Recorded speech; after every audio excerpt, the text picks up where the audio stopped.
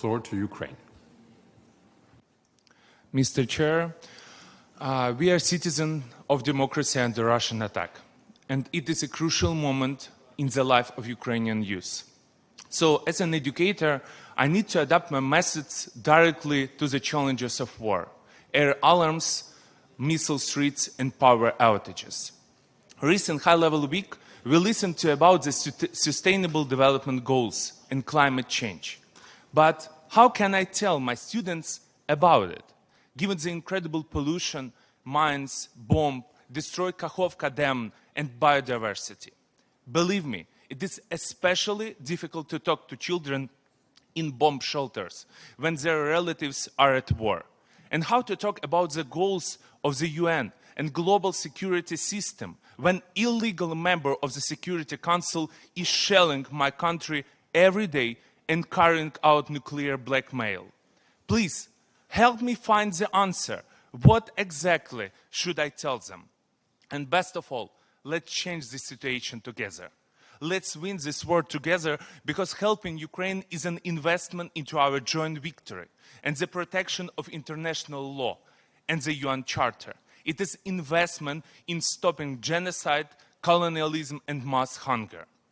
Young Ukrainians today are some of the most inspiring change makers.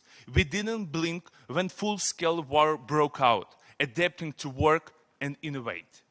Some of us went to the front line, organized volunteers relief efforts, NGOs, intercultural programs like Engine, and others start rebuilding. Our experience, like the ready-made recipe for success, which we are happy to share, might help avoid mistakes in different countries. And the integration of culture into the world will contribute to its diversification and enrichment. We are grateful for the outpouring to support to date. And we also understand that we need and will need even more. Enormous challenges like this are never solved on one's own. So let's say Lumos against darkness together. Слава Україні! Героям слава!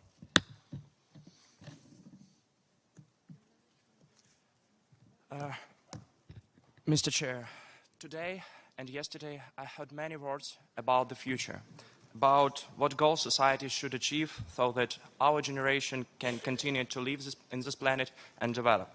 But I must tell you that it is difficult for Ukrainian youth today to think about the future. Like many young people in my country, I joined the armed forces of Ukraine since the beginning of Russian full-scale invasion.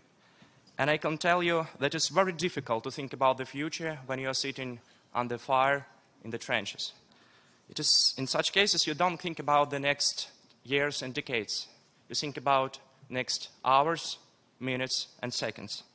And if Russian bomb hits your shelter, your house, your university, hospital, school, you may never think about the future again. So, if we want to continue to discuss the next years, if we want young people from different parts of our world to be able to talk about the future, we first must show that the worst remnants of our past have no places in our present. That aggression, imperialism, and neocolonialism have never place in our world.